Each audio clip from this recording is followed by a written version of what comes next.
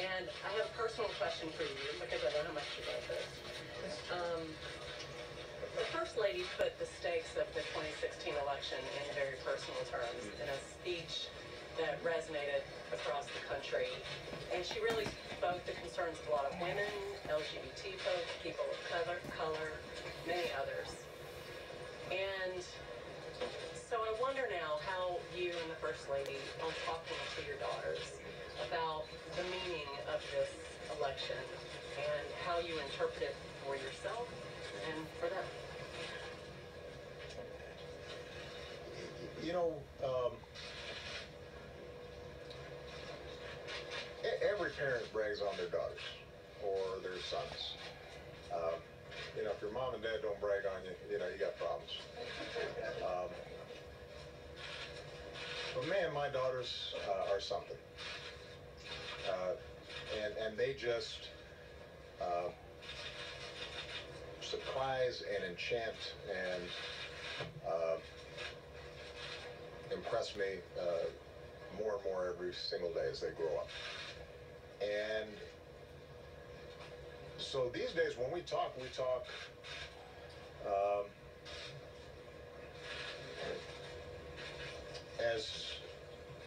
as parent to child, but also we learn from them.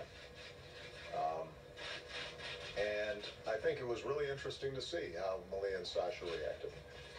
They were disappointed. They paid attention to what their mom said during the campaign and believed it because it's consistent with what we tried to teach them in our household, what I've tried to model as a father with their mom, and what we've asked them to expect from future boyfriends or spouses.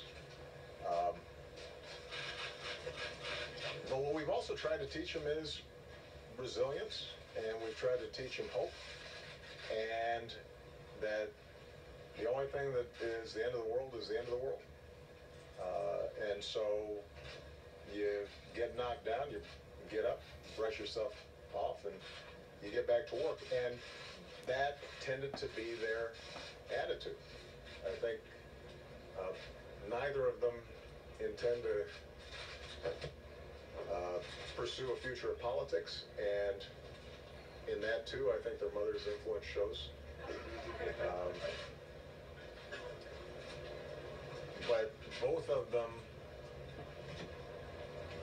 have grown up in an environment where I think they could not help but be patriotic, to love this country deeply, to see that it's flawed, but see that they have responsibilities to fix it, and that they need to be active citizens, and they have to be in a position to talk to their friends and their teachers and their future co-workers in ways that try to shed some light as opposed to just generate a lot of sound and fury. And I expect that's what they're going to do. They do not, they don't mope.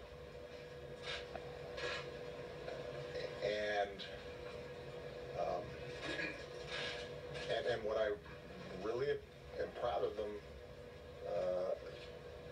but what makes me proudest about them is that they also don't get cynical about it. They have not assumed because their side didn't win, or because some of the values that they care about don't seem as if they were vindicated, that automatically America has somehow rejected them or rejected their values. Or I don't think they feel that way. I think they have,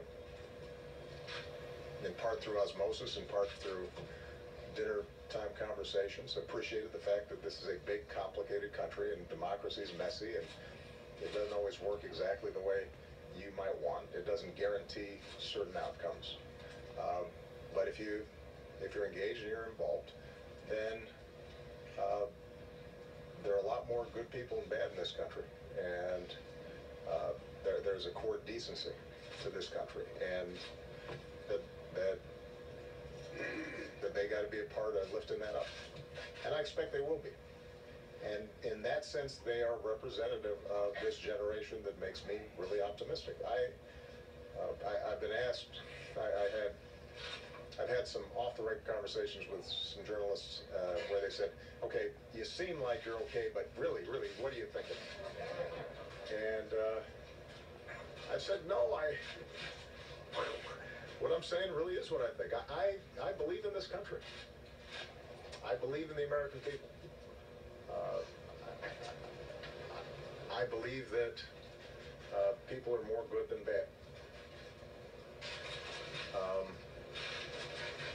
I believe tragic things happen. I think there's evil in the world. But I think that at the end of the day, if we work hard and if we're true to those things in us that feel true and feel right, that the world gets a little better each time.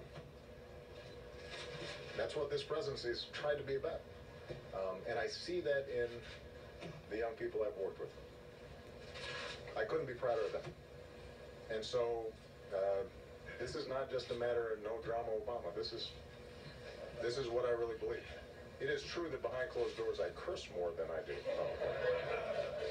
And sometimes I get mad and frustrated like everybody else does. But at my core, I think we're going to be okay. We just have to fight for it. We have to work for it and not take it for granted. And I know that you will help us do that. Thank you very much, Press Corps. Good luck.